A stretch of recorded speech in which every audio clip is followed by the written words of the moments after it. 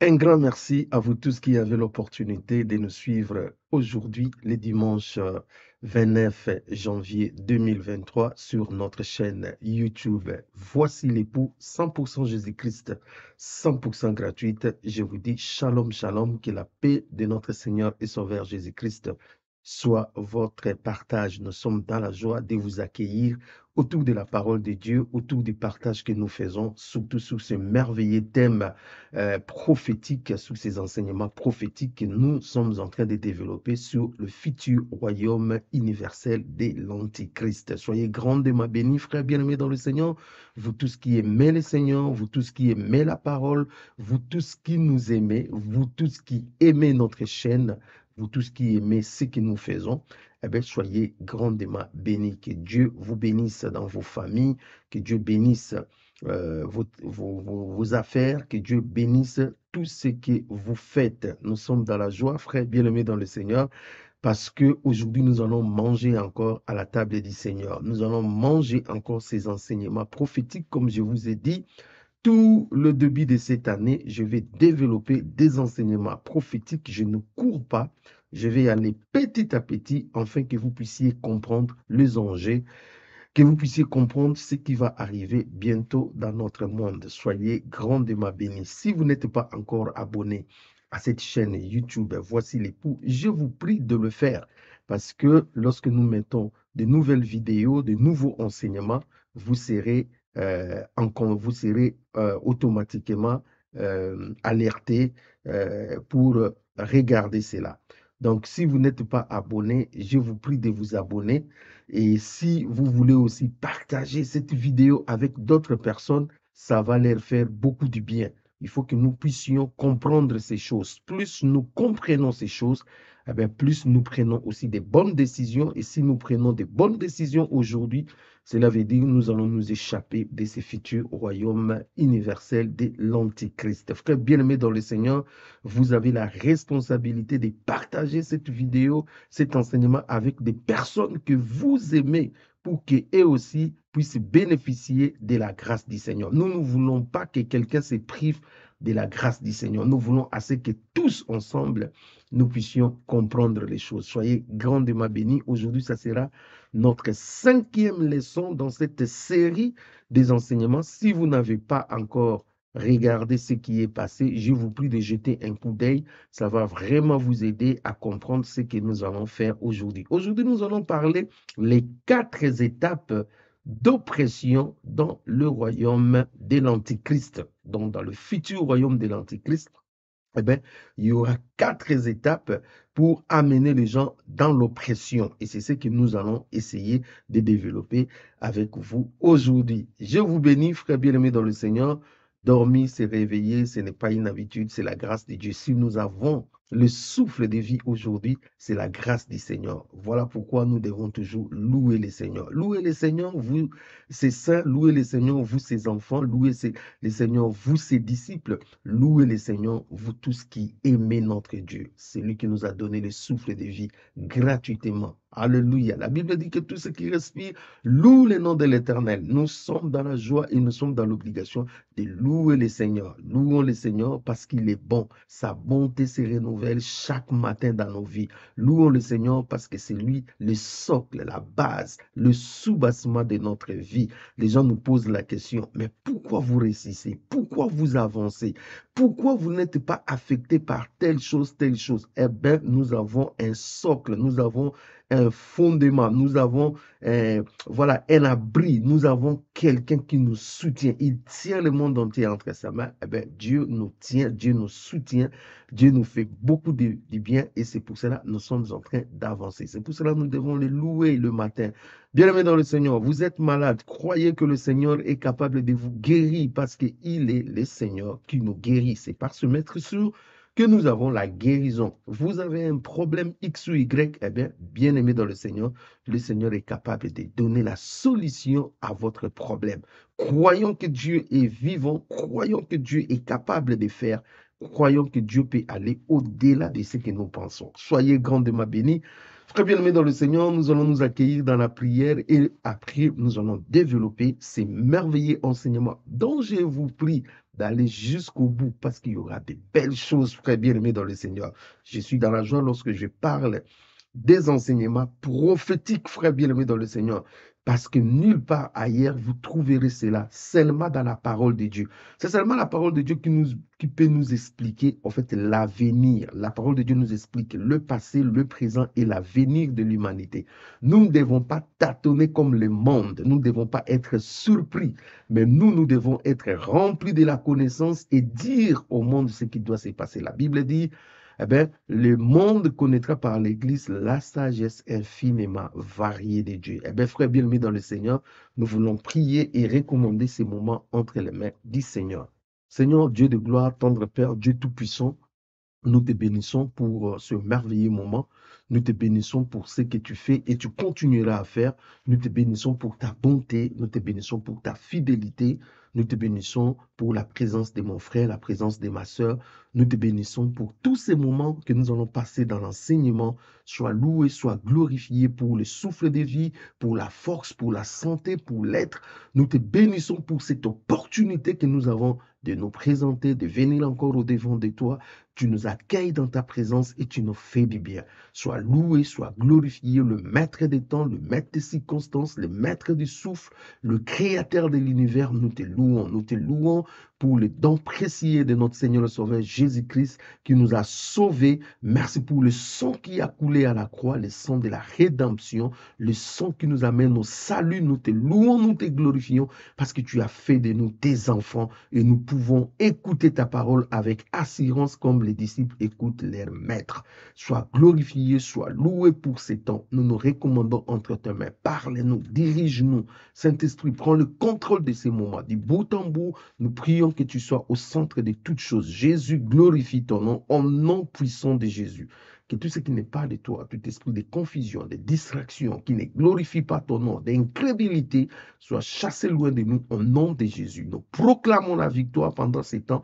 Au nom de Jésus-Christ, notre Seigneur et Sauveur, nous avons ainsi prié. Amen. Frères bien-aimés dans le Seigneur, nous sommes toujours dans nos enseignements prophétiques que nous sommes en train de développer ces derniers temps. Aujourd'hui, c'est le 5e enseignement. Frères bien-aimés, aujourd'hui, je vais parler 4 étapes d'oppression dans le futur royaume de l'Antéchrist. Je vais vous expliquer, frères bien-aimés dans le Seigneur, comment est-ce que le diable va commencer son oppression petit à petit. Il commencera par quoi pour finir par quoi? Mais ce qui est intéressant avec la parole de Dieu, c'est que la Bible nous dit il n'y a rien de nouveau sous le soleil. Nous sommes dans Ecclésiaste chapitre 1. Rien de nouveau sous le soleil. Ce qui a été, c'est ce qui est aujourd'hui. Donc, il n'y a pas de nouveautés que l'Antéchrist va nous proposer. Ce qu'il va nous proposer, si nous fouillons un tout petit peu dans le passé, on peut déjà retrouver cela. Et deuxièmement, je vous ai dit dans Apocalypse chapitre 13, là où j'aime toujours commencer mes enseignements prophétiques, que la bête qui monte, eh bien, il avait la forme du léopard, il avait la forme du lion, il avait la forme de l'ours. Or, ces animaux dont on est en train de nous parler, ce sont les anciens empires universels qui sont déjà passés. Eh bien, la bête qui monte, c'est-à-dire les nouveaux royaumes qui vont monter, eh bien, bien-aimé dans le Seigneur, aura des parties de ces empires qui sont déjà passés. Vous voyez, frère bien-aimé dans le Seigneur.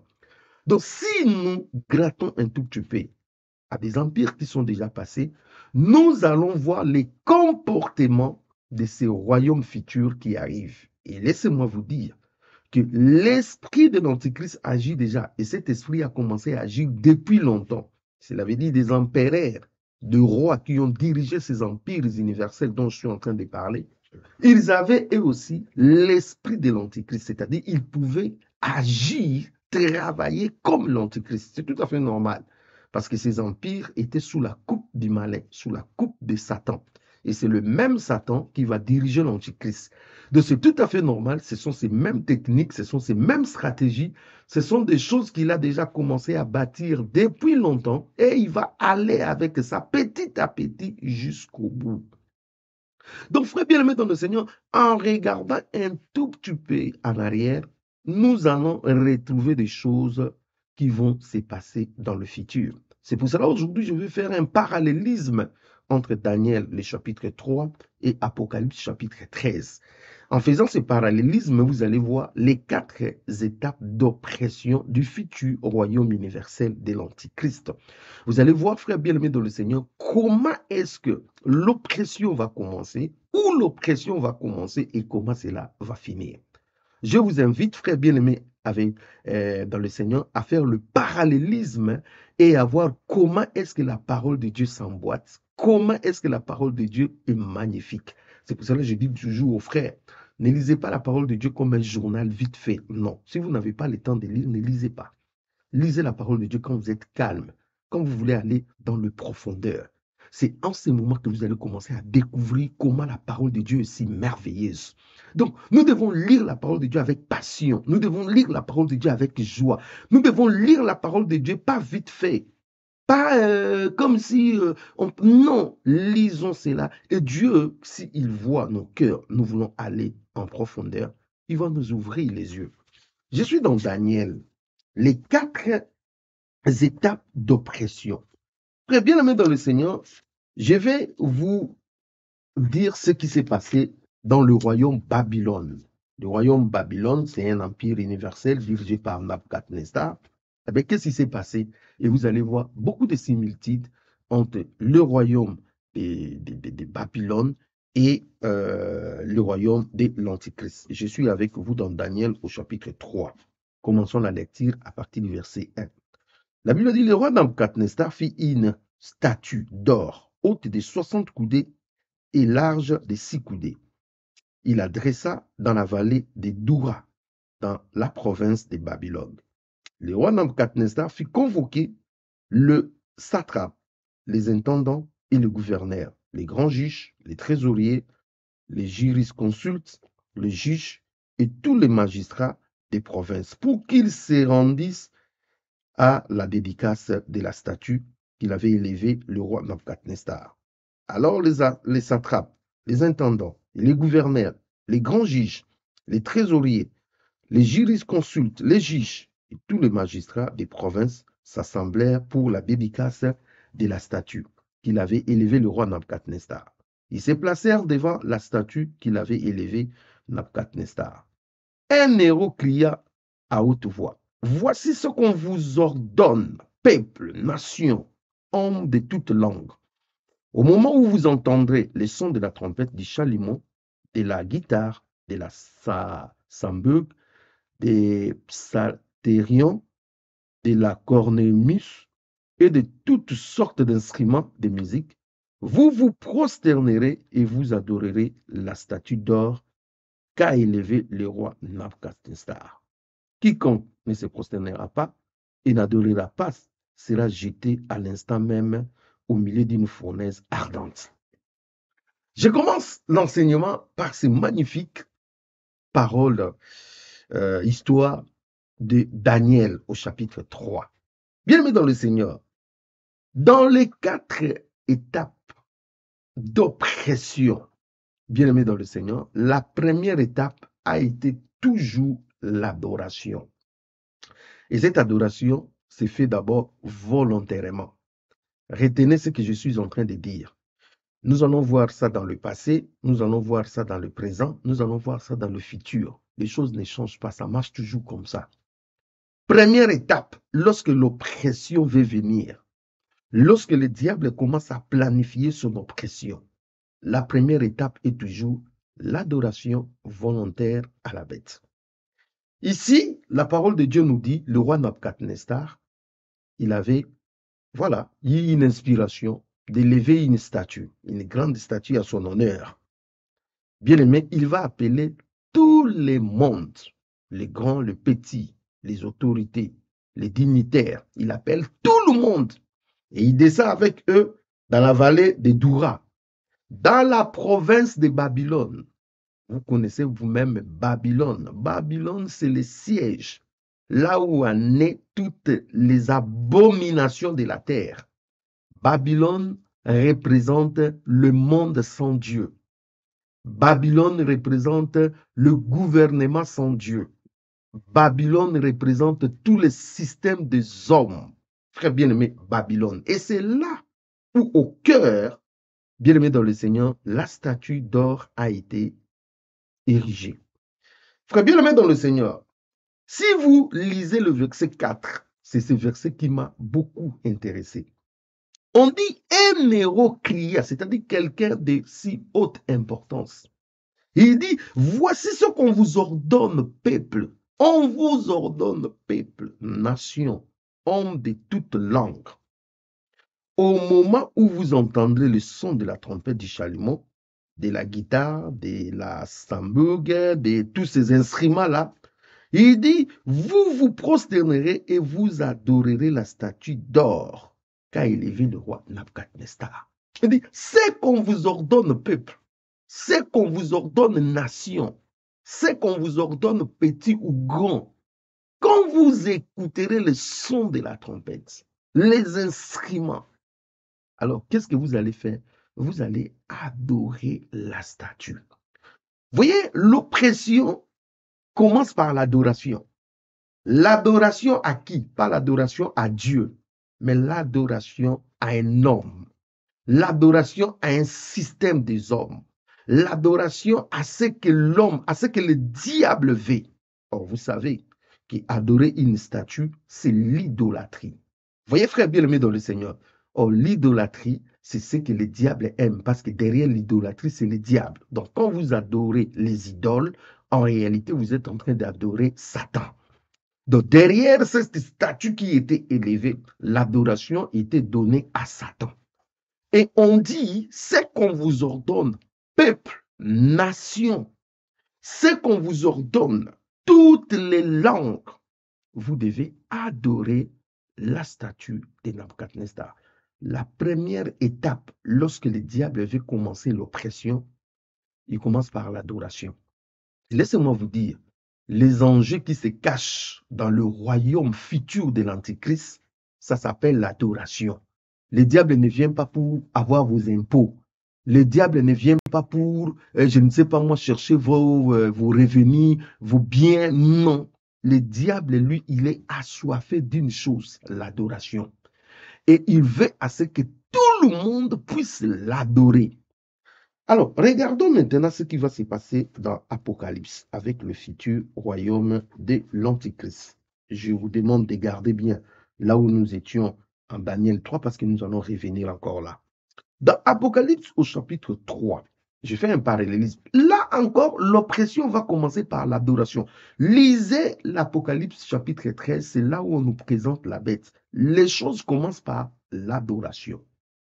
Le verset 3 et le verset 4. La Bible dit, « Et j'ai vu l'une de ses têtes comme blessée à mort, mais sa blessure mortelle fut guérie. Et toute la terre était dans l'admiration derrière la bête, librement. Ils adorèrent les dragons parce qu'il avait donné l'autorité à la bête. Ils adorèrent la bête en disant, qui est semblable à la bête et qui peut combattre contre elle? » Ça, nous sommes en train de voir comment est-ce que les habitants de la terre, toute la terre était dans l'admiration, c'est-à-dire une grande partie, la majorité était en train d'adorer librement la bête. Il faut que vous compreniez ça, frère bien-aimé dans le Seigneur. Je dis ici, la majorité était en train d'adorer librement déjà la bête. Lisons le verset 8. Et tous les habitants de la terre adoreront ceux dont le nom n'a pas été écrit dès la fondation du monde dans le livre de vie de l'agneau qui a été immolé. La Bible dit, ceux dont les noms n'ont pas été écrits dans le livre de vie de l'agneau, eh bien, ils vont adorer la bête. Vous voyez, frère bien-aimé dans le Seigneur. C'est-à-dire, librement déjà, il y aura une adhésion massive à la cause, à l'adoration, à la bête. Vous voyez, frère bien-aimé dans le Seigneur. La Bible continue au verset 11. Lisons le verset 11. La Bible dit, « Puis je vis monter de la terre une autre bête qui avait deux cornes semblables à celles d'un agneau et qui parlait comme un dragon, le faux prophète. Elle exerçait toute l'autorité de la première bête, c'est-à-dire de l'Antichrist, en sa présence, et elle faisait que la terre et ses habitants adoraient la première bête dont la blessure mortelle avait été guérie. » C'est-à-dire, ici, nous voyons eh bien, les faux prophètes qui influencent toute la terre à l'adoration. Or, les faux prophètes, c'est l'institution religieuse. C'est-à-dire, il y aura une sorte d'écuménisme dans le monde et cet écuménisme aura pour mission l'adoration à Satan. La Bible dit au verset 13, elle opérait des grands prodiges, même jusqu'à faire descendre du feu du ciel sur la terre à la vie des hommes. C'est-à-dire, nous voyons ici que cette église écuménique à la tête avec le faux prophète vont exercer des faux miracles, vont exercer des choses, voilà, au-delà des naturels, entre guillemets, en fait, dans le seul but de ramener le cœur à la bête, à l'adoration à l'Antichrist. Le verset 14. Et elle séduisait les habitants de la terre par des prodiges qui lui étaient donnés d'opérer en présence de la bête, disant aux habitants de la terre de faire une image à la bête qui avait été blessée, qui avait la blessure de l'épée qui vivait. Le verset 15. Et il lui fit donner d'animer l'image de la bête, afin que l'image de la bête parla, et qu'elle fit que tous ceux qui n'adoraient pas l'image de la bête fissent tuer. Ici, nous voyons que l'adoration atteint un niveau où on va animer l'image de la bête. Je vais d'abord m'arrêter sur l'image. Dans la Bible, il y a 3 dimensions de l'image. Il y a 3 dimensions de l'image. Lorsqu'on parle de l'image dans la Bible, première dimension, c'est les reflets. Le reflet, par exemple, quand vous lisez dans Proverbe 27, 19, la Bible dit, comme dans l'eau, le visage répond à l'eau. C'est-à-dire, quelqu'un, il va dans l'eau, le reflet de son visage sort dans l'eau. Vous voyez, frère, c'est la première dimension d'image où le reflet est dégagé de quelque chose. Vous pouvez voir ça aussi dans Jacques au chapitre 1, le verset 23. La Bible dit, celui qui écoute la parole de Dieu et qui ne le met pas en pratique est semblable à quelqu'un qui est allé dans le miroir, se regardant et après il oublie son visage. En fait, le visage de la personne va refléter sur le miroir. Ça, c'est la première dimension de l'image, où l'image reflète. Vous voyez? La deuxième dimension de l'image, c'est ce que nous appelons une répétition pour faire une représentation. Là, vous pouvez voir ça dans Exode au chapitre 20, le verset 4. La Bible dit, tu ne feras pas la représentation des choses qui se passent, des choses du ciel, de la terre, ainsi de suite. C'est-à-dire quoi? Dans la représentation, on fait une répétition des choses sur des supports. Vous voyez, par exemple, on peut faire ça sous des supports tableaux, on peut faire ça sous des photos, on peut faire ça sous des scriptures comme des statues. Ça, c'est une représentation des choses, une répétition d'une image. C'est-à-dire, vous prenez une image, vous répétez ça dans d'autres supports. Vous voyez? Et là, bien aimé dans le Seigneur, l'image de la bête, eh bien, bien aimé dans le Seigneur, sera répercutionnée dans d'autres supports. Il y aura des statues, il y aura des calicots, il y aura des affiches, il y aura des ceci, cela. Cet homme sera vraiment adulé, il sera vraiment adoré. Mais l'image dont Jean insiste beaucoup, c'est au verset 15. Il dit, et il lui fit donner d'animer l'image. Et cette image dont Jean est en train de parler, c'est la troisième dimension des images qu'on appelle une projection. Une projection, c'est quoi? C'est prendre une image réelle, une image vivante et les projeter sur les médias, ou bien le projeter ou bien les garder dans un support médiatique. Vous voyez, frère bien-aimé dans le Seigneur. Cela veut dire, le verset 15 est déjà ce que Jean avait vu. C'est-à-dire, à son temps, lorsque Jean voyait cette vision, il voyait la télévision, il voyait les médias, il voyait, bien-aimé dans le Seigneur, les représentations, les projections hologrammes. Vous voyez, frère, holographiques. Il voyait déjà tout ça. C'est pour cela, frère bien-aimé dans le Seigneur. Remarquez, les médias aujourd'hui sont beaucoup contrôlés. De toutes les façons, la plupart des chaînes ne mettent plus sur l'analogie. Ce n'est plus possible. Il faut passer sur le numérique. Frère, bien aimé dans le Seigneur, le numérique a la facilité de basculer d'un côté à un autre. C'est-à-dire, on peut brancher sur le numérique toutes les télévisions et regarder la même chose facilement. Tout est contrôlé sur les ordinateurs, tout est contrôlé. On peut connaître le nombre de personnes qui ont regardé, des spectateurs, on peut évaluer, on peut faire des statistiques. Frère bien-aimé, le numérique, bien-aimé dans le Seigneur, eh bien, c'est un grand appui parce que le numérique va venir, en fait, appuyer Apocalypse au chapitre 13, le verset 15. Vous voyez, frère bien-aimé, l'image de la bête sera animée. Cela veut dire que la bête va avoir de l'audience à la télé. Le média traditionnel, le média, la télévision, va être acquis à sa cause. Vous voyez, frère bien-aimé, c'est pour cela, quand vous regardez télévision, c'est la vision qu'on vous impose. Vous voyez, frère bien-aimé dans le Seigneur. C'est pour cela, lorsque vous regardez la télévision sans pour autant avoir le discernement, vous aurez une vision du monde qu'on vous impose, qu'on vous présente. Je vous donne un exemple. Regardez dans des pays où il y a la dictature, dans des pays où il n'y a pas la liberté. Le média est taillé et les médias forgent les caractères, forgent l'intelligence des gens. En fait, les médias vous poussent à vous diriger, on vous guide malinement, subtilement.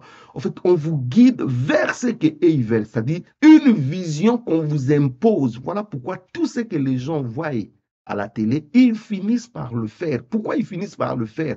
Parce que c'est une vision qu'on leur communique. Voilà pourquoi, bien aimé dans le Seigneur, au temps de l'Antichrist, l'Antichrist voudrait assez que son image soit animée. Pourquoi son image doit être animée? Parce qu'il doit donner sa vision, il doit inculquer sa vision, il doit introduire sa vision dans la tête des gens, dans les esprits des gens. Voilà pourquoi on va animer son esprit, son image. Son image sera en permanence dans des télés, dans des médias. Son image sera dans des projections holographiques. Son image va apparaître dans le ciel. Son image va apparaître dans des endroits bien aimés dans le Seigneur, ça sera spectaculaire. Tout ça, c'est pour séduire. Le verset 14, on dit, et elle séduisait les habitants de la terre. Vous voyez, frère bien-aimé dans le Seigneur. Donc, tout ça, c'est pour la séduction des habitants de la terre. Voilà, frère bien-aimé dans le Seigneur, faites attention. Vous qui aimez les statues, vous qui aimez, voilà, vous accrocher à des images, à ceci, cela, faites attention, frère bien-aimé dans le Seigneur, parce que les choses vont aller très vite. Ça, c'est l'étape numéro 1 lorsqu'on parle, en fait, de l'oppression. Ça commence toujours par l'adoration, ça commence toujours par des choses qu'on trouve, qu'on maîtrise. Ça commence toujours là, frère bien-aimé dans le Seigneur. Et après, ça va évoluer. Deuxième chose, lorsqu'on vous ordonne d'adorer librement, comme un héros va crier, nous sommes dans Daniel au chapitre 3, nous allons voir la deuxième étape, c'est quoi? La deuxième étape, ça sera la surveillance et le contrôle. La surveillance et le contrôle de quoi? De ceux qui n'ont pas fait le jeu du système. Si vous ne faites pas le jeu du système, si vous n'adhérez pas à ce que le système est en train de dire, alors, bien aimé dans le Seigneur, il doit y avoir une surveillance. Vous voyez, frère bien-aimé dans le Seigneur, la surveillance va intervenir. Pourquoi la surveillance va intervenir? Eh bien, la surveillance va intervenir tout simplement parce qu'il y a des personnes qui ne veulent pas faire le jeu, en fait, de l'Antichrist. Si quelqu'un ne veut pas faire le jeu de l'Antichrist, eh bien, bien-aimé dans le Seigneur, la surveillance va tout simplement s'opérer sur la personne. Donc, ici, nous voyons dans Daniel au chapitre 3, lisons dans Daniel au chapitre 3 et nous lisons le verset 12. Daniel au chapitre 3, le verset 12. La Bible dit, « Or, il y a des Juifs à qui, je commence même au verset 11, et d'après lesquels quiconque ne se prosternera pas s'adorerait non, je commence au verset 8. La Bible dit, « À cette occasion et dans le même temps, quelques Chaldéens s'approchèrent et accusèrent les Juifs. Il prit la parole et dit au roi Nabuchodonosor, « Ô roi, vis éternellement. Tu as donné un ordre d'après lequel tous ceux qui entendraient le son de la trompette et du chalumeau, des guitares, de tous ces instruments-là, de la cornemuse, tout, les instruments devraient se prosterner pour adorer la statue d'or. » Verset 11. « Et d'après lesquels quiconque ne se prosternerait pas et n'adorerait pas serait jeté au milieu d'une fournaise à dents. Or, le verset 12, il y a des Juifs à qui tu as remis l'intendance de la province de Babylone, Sadrach, Meshach et Abednego, hommes qui ne tiennent aucun compte de toi, ô roi, ils ne servent pas tes dieux et ils n'adorent point la statue d'or que tu as élevée. Ici, frère bien-aimé dans le Seigneur, on voit que la surveillance a commencé. Écoutez bien ce que j'ai à vous dire. Mais la surveillance qui a commencé, ce n'est pas la police. La surveillance qui a commencé, ce n'est pas comment on appelle, les caméras, ainsi de suite. Non. La surveillance, ce sont des gens qui étaient dans la foule, des gens qui étaient acquis à la cause de Nabucodonosor, des gens qui font le jeu du système. Quand ils ont regardé à côté, ils ont vu qu'il y a d'autres personnes qui ne font pas les jeux, d'autres personnes qui n'adorent pas la statue de Nabucodonosor. Eh bien, ce sont ces gens-là, eh bien, bien aimés, qui sont allés accuser les gens qui n'adoraient pas. Donc, bien aimés dans le Seigneur, laissez-moi vous dire une vérité.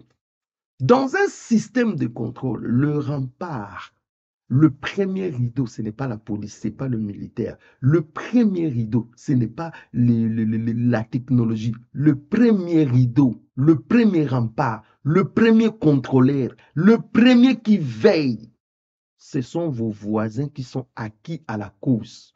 Ce sont vos connaissances qui sont déjà adhérées. C'est eux qui vont vous dénoncer. C'est eux qui vont dire que non, il y a des personnes qui ne veulent pas faire le jeu. Avec ces personnes, toutes ces personnes-là, ils sont en réalité contre. Vous voyez, frère bien-aimé dans le Seigneur.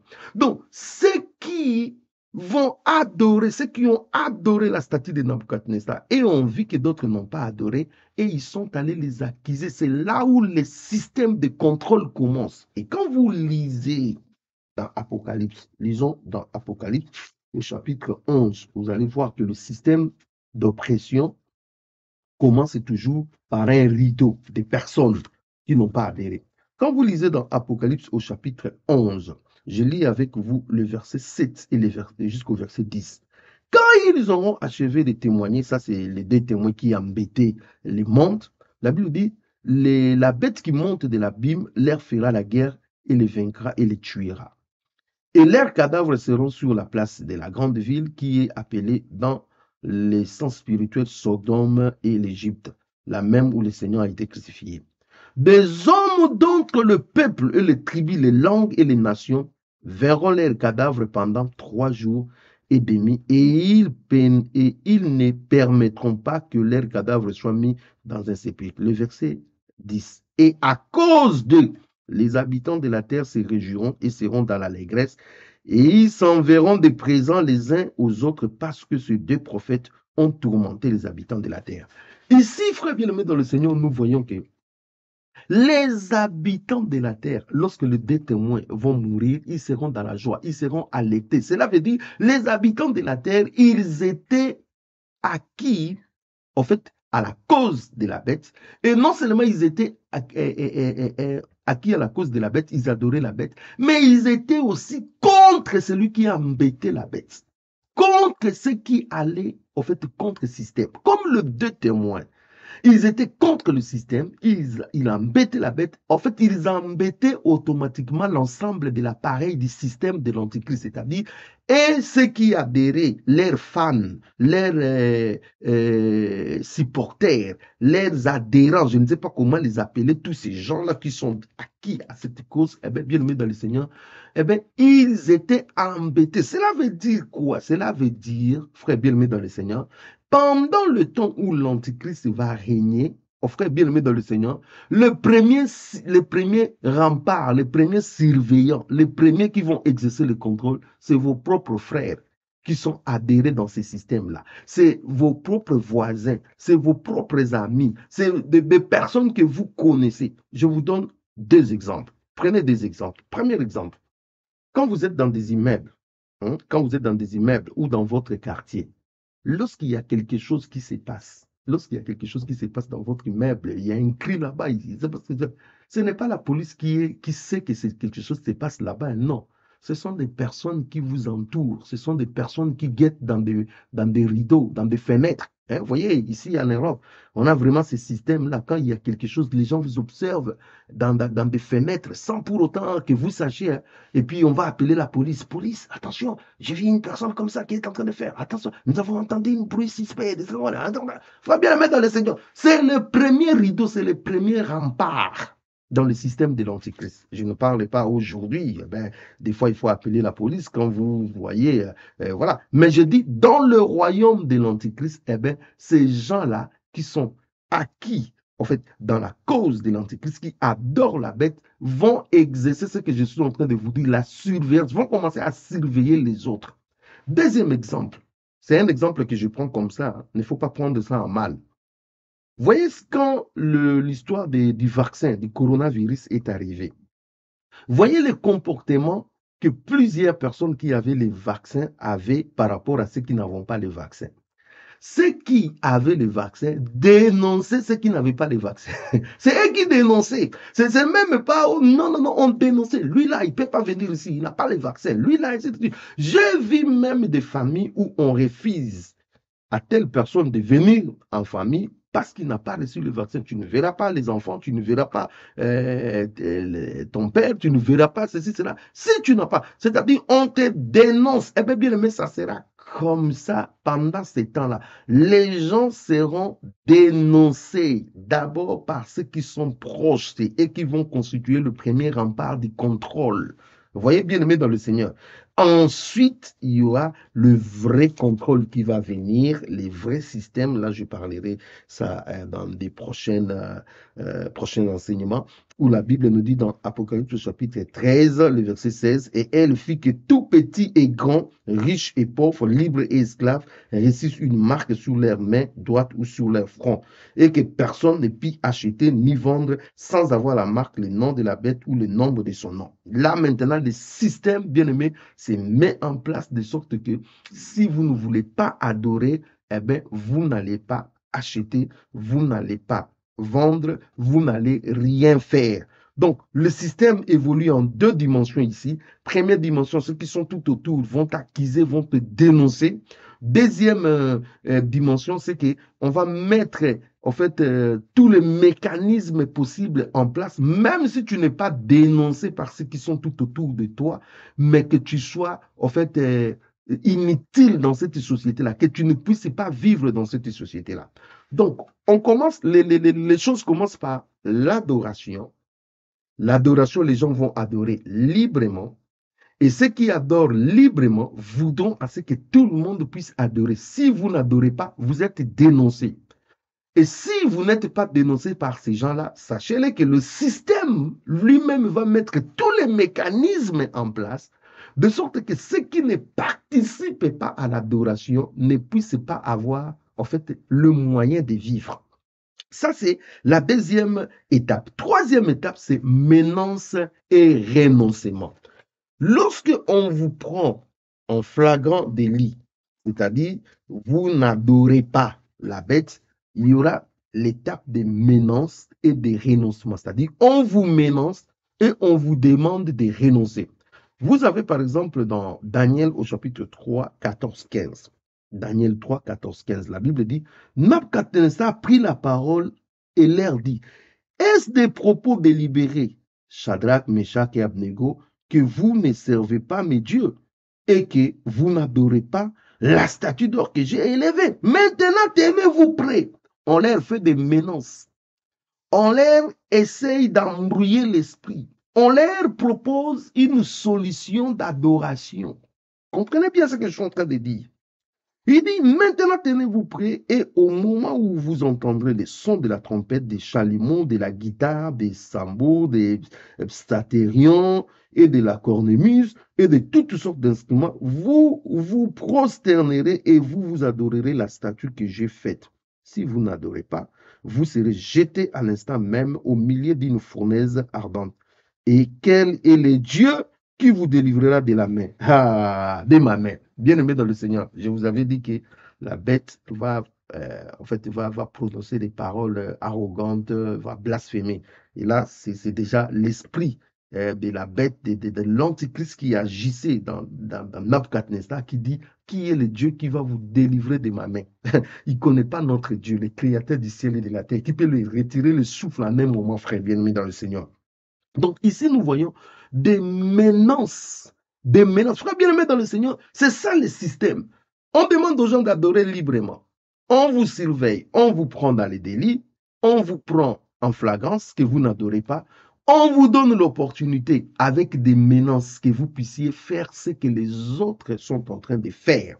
Donc ici, on voit le roi, frère bien-aimé dans le Seigneur, oblige les amis à faire quoi? À adorer le statut. Et les amis vont dire non, non, non, non, non, non. Nous, on ne va pas adorer le statut que tu as élevé. Sur quoi, le verset 19, sur quoi Nabucodonosor fit rempli de fureur. Écoutez bien, rempli de fureur, il changea de visage. Et puis, qu'est-ce qu'il fait? Hein? Il changea de visage en tournant ses regards contre Shadrach, Meshach et Abednego. Il prit la parole et ordonna d'échauffer la fournaise 7 fois. Donc ici, on nous parle comment est-ce que... Je commence au verset 13. Lisez dans le verset 13. La Bible dit, alors Nabucodonosor, irrité et furieux. Bien-aimé dans le Seigneur, lorsqu'on demande à quelqu'un, tu vas maintenant adorer la statue, tu vas adorer la bête, là nous sommes dans l'Ancien Testament. Si la personne refuse, le système est irrité, le système est furieux. Furieux veut dire une colère extrême.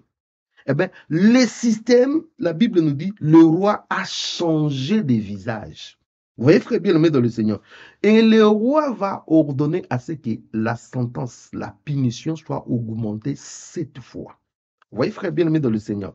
Lorsque quelqu'un est pris en flagrance, il ne veut pas adorer le système sera irrité contre lui, le système sera en fureur contre lui, le système va changer de visage contre lui et le système va faire à ce que sa souffrance, sa peine puisse augmenter jusqu'à la mort. Vous voyez, frère bien-aimé dans le Seigneur.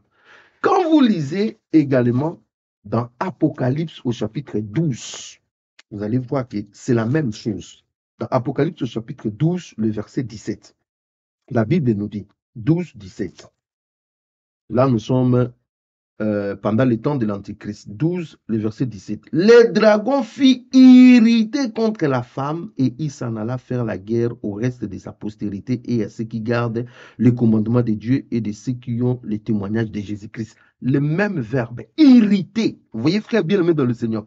Pourquoi? Parce que la femme ne va pas adhérer à son projet. Israël ne va pas adhérer à son projet. Israël va refuser cette alliance-là, frère bien-aimé. Eh bien, quand Israël va refuser, eh bien, le système sera irrité et lui-même, la bête, sera irritée. Je suis dans Apocalypse au chapitre 12. Apocalypse au chapitre 12. Le verset 12. La Bible dit, c'est pourquoi réjouissez-vous cieux et vous qui habitez dans le ciel. Malheur à la terre et à la mer, car le diable est descendu vers vous, animé d'une grande colère, fureur. Or, je vous ai dit, la fureur, c'est colère extrême, une grande colère, la fureur, sachant qu'il a peu de temps. Donc, le système bien-aimé dans le Seigneur va être irrité. Le système sera en fureur contre vous, en une grande colère contre vous. Le système va changer aussi de visage. Dans 2 Thessaloniciens, au chapitre 2, le verset 1, le verset 4. Là où le système, en fait, séduisait les gens de façon maligne, là où le système, en fait, séduisait les gens, en fait, obligeait les gens dans l'adoration de façon sournoise, eh bien, le système va changer le visage au milieu du septième, dans le règne des 7 ans de l'Antichrist, au milieu, c'est-à-dire 3 ans et demi, quand l'Antichrist va prendre le pouvoir, au milieu là, le système va changer le visage. Pourquoi le système va changer le visage? Parce que le système a vu déjà que non, le nombre des adhérents qu'il aura était déjà suffisant, c'est-à-dire la terre était déjà, en fait, acquis à sa cause et que maintenant il fallait commencer à obliger. En ce moment-là, le système va changer le visage. Dans 2 Thessaloniciens chapitre 2, le verset 1, la Bible dit, eh bien, l'Antichrist va tout simplement aller dans les temples à Jérusalem, il se proclame Dieu lui-même et il demande l'obligation maintenant d'adoration. En ce moment-là, vous ne voulez pas adorer, on tue. Vous voyez, frère bien-aimé dans le Seigneur. Donc, le système est irrité, le système est en fureur et le système peut changer de visage. Et nous voyons que le visage de l'homme impur, il était au début un homme de paix, un homme qui prônait sa philosophie de monde unifié, de monde de paix, de monde de partage, de monde libre, le gouvernement mondial. Eh bien, bien aimé, lorsqu'il arrivera au milieu, il change de visage, c'est-à-dire tout ça, ça tombe. Plus de paix, plus c'est le gouvernement mondial, c'est lui. Tout c'est lui, l'adoration, c'est lui, Dieu, c'est lui. En fait, il change tout simplement de visage. Eh bien, ça n'a pas commencé avec lui. Et là, quand il va changer de visage, il va augmenter en fait la souffrance du peuple, exactement comme Nabucodonosor a demandé que la fournaise soit chauffée 7 fois pour jeter Shadrach, Meshach et Abednego. Vous voyez, lui aussi, il va augmenter maintenant la souffrance. Et dans Matthieu, là où nous avons lu au verset, au chapitre 24, Matthieu chapitre 24, frère bien-aimé dans le Seigneur, Jésus dit, dans Matthieu au chapitre 24, lisons le verset 21, Jésus dit, priez pour que votre fuite n'arrive pas en hiver ni le jour des sabbats. Le verset 21, car alors la détresse sera si grande qu'il n'y a point eu de pareil depuis le commencement du monde jusqu'à présent et qu'il n'y en aura jamais. Ici, l'Antichrist va augmenter la souffrance des gens qui ne vont pas l'adorer, des gens qui vont refuser au fait d'être à sa cause, d'être des anti-systèmes, d'être en dehors de son système, de ne pas lui donner l'adoration. Il va tellement les oppresser, il va tellement les serrer, il va tellement les pousser. Et la Bible dit, il n'y a pas eu de telles souffrances. C'est-à-dire ce que Nabucodonosor avait fait là, chauffer la fournaise 7 fois, c'était encore une blague. Ce que les Romains ont fait, les empereurs romains, livrer les gens dans les arènes pour que les chrétiens soient bouffés par des lions, ça, ce n'était encore rien. Ce que Hitler a fait avec les Juifs, ça, ce n'est encore rien. La Bible dit, ce que l'Antichrist va faire à ceux qui ne voudront pas l'adorer, il n'a jamais eu de pareil. Depuis le commencement de la terre jusqu'à la fin, il n'y en aura jamais de pareil. C'est-à-dire, le gars bien-aimé dans le Seigneur va mettre une oppression terrible. Vous voyez comment l'oppression dans son système fonctionne. Il commence doucement par l'adoration. Les gens vont être acquis. Il va séduire tout le monde.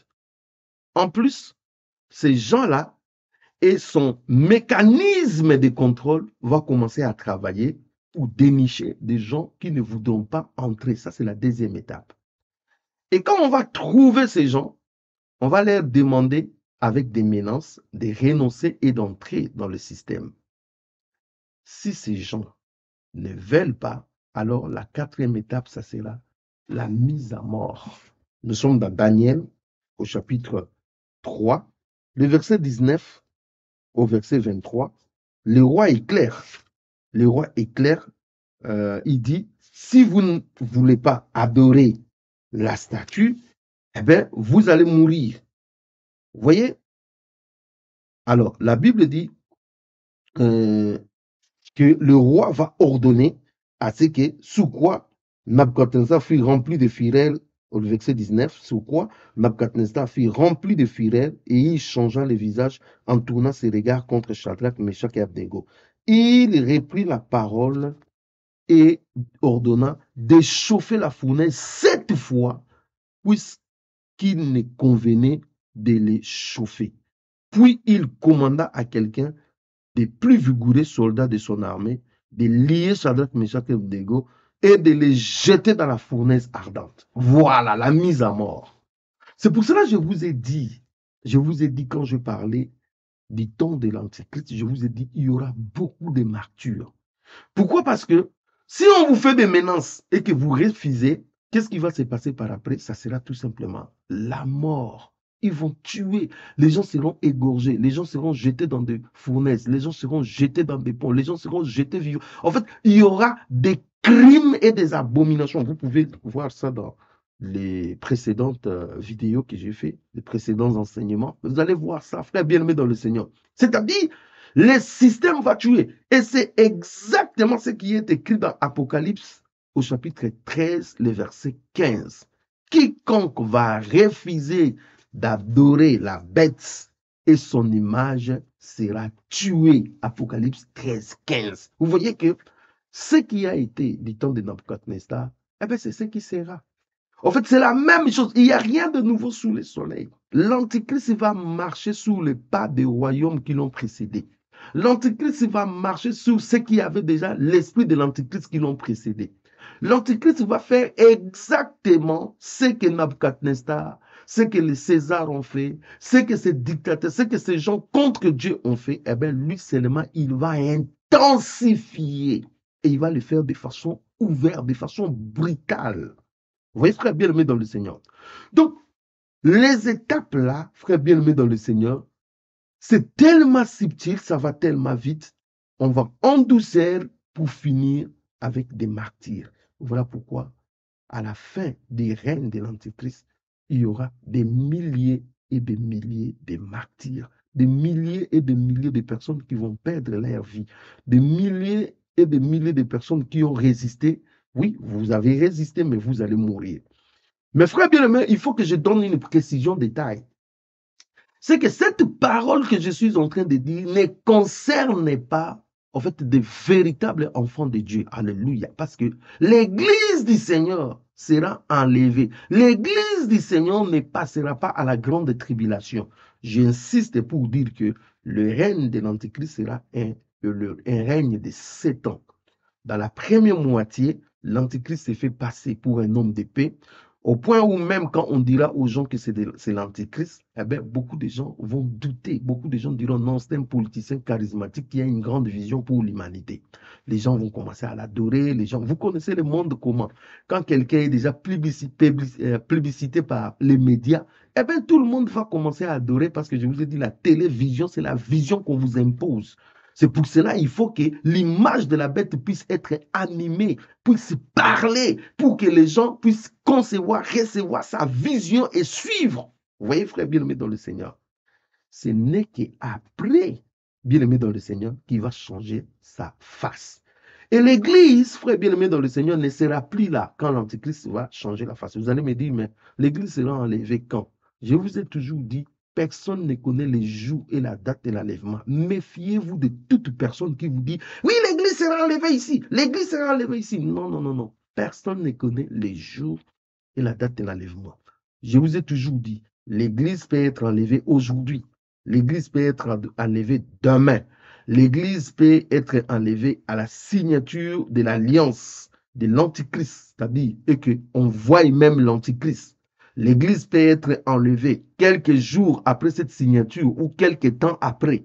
Ça, c'est Dieu seul qui connaît. Vous voyez? Mais ce qui est vrai, lorsque l'Antichrist va s'autoproclamer Dieu, frère bien-aimé, et qu'il changera son visage, c'est-à-dire les 3 ans et demi de la fin, l'Église ne sera pas là. Tout simplement parce que l'évangile sera prêché par des anges qui vont prêcher l'évangile éternel. Si les anges prêchent l'évangile éternel, cela veut dire l'Église qui était en charge de prêcher la parole de Dieu, l'Église n'est plus là. Vous voyez, frère, et le Seigneur ne nous laissera pas dans la colère à venir parce qu'il nous a délivrés de la colère à venir. Parce que pendant le temps où l'Antichrist va changer comme ça, eh bien, il y aura aussi des jugements de Dieu, les coupes qui vont commencer à se déverser. Vous voyez, frère bien-aimé dans le Seigneur, donc l'Église ne sera pas là. L'Église, en ce moment-là, va passer au tribunal de Christ au ciel et puis passer dans le nonce de l'agneau. Vous voyez, frère bien-aimé dans le Seigneur. Mais pourquoi nous vous disons ces choses? Nous disons ces choses parce que beaucoup des enfants de Dieu vont rater l'enlèvement. Ils sont dans la distraction. Beaucoup de gens aussi ne connaissent pas le Seigneur. Eh bien, bien-aimé dans le Seigneur, cet enseignement, cette vidéo peut leur faire beaucoup de bien. Et aussi, à des personnes qui sont encore un pied dedans, un pied dehors, des chrétiens qui commencent à refroidir, qui sont devenus ni chauds ni bouillants. Nous vous enseignons ces choses pour vous réveiller, pour vous dire, frère, ne méprisez pas la grâce de Dieu qui vous est donnée aujourd'hui. Saisissez la grâce de Dieu. Parce que des choses qui vont se passer demain, ça sera atroce. Il serait mieux pendant ces temps-là que vous soyez dans la joie avec le Seigneur dans les heures. Que Dieu vous bénisse, frère bien-aimé dans le Seigneur, pour ce temps que nous avons passé avec vous dans la présence du Seigneur. Soyez grandement bénis. Je crois que cette parole va vous réchauffer, va vous redonner la force pour marcher avec le Seigneur, pour ne pas faiblir. Les temps, c'est difficile, mais frère bien-aimé dans le Seigneur, il sera préférable d'être enlevé et d'être épargné de tout ce que je suis en train de dire. L'enseignement d'aujourd'hui a pour but, frère bien-aimé dans le Seigneur, de te mettre en alerte, de te dire attention, attention, ne méprisez pas les temps de la grâce parce que derrière, ça sera terrible. Je crois que ça va vous faire beaucoup de bien, ça va vous aider à laver votre erreur, à vous préparer, à vous sanctifier pour que vous soyez vraiment un chrétien qui verra l'enlèvement, qui participera à l'enlèvement et qui ne verra pas ces temps. Prions le Seigneur. Seigneur Dieu de gloire, merci pour ces temps que nous avons passé dans ta parole. Merci parce que tu as fortifié mon frère. Merci parce que tu as éclairé mon frère. Merci parce que tu as fait du bien à mon frère. Merci pour ta parole. Laisse que nous puissions garder ta parole dans nos cœurs. Lorsque cette parole nous fasse du bien, laisse que cette parole, Seigneur Dieu de gloire, puisse nous réconforter, nous amener encore dans la crainte de ton nom, dans la soif de ta parole, dans la sanctification, dans l'obéissance et à attendre ton retour avec assurance. Merci Seigneur pour ce que tu fais. Bénis mon frère, bénis ma soeur, réconfort, exhorte, encourage-nous. Seigneur, merci pour tout ce que tu as fait. Que ton nom soit béni. Si tu ne reviens pas, fais-nous grâce, que nous puissions nous revenir encore avec un autre enseignement pour prêcher ton peuple. Et si tu reviens, fais-nous grâce, que nous puissions être enlevés avec toi dans les airs. Au nom puissant de Jésus-Christ, nous avons ainsi prié. Amen. Frère bien-aimé dans le Seigneur, soyez grandement bénis.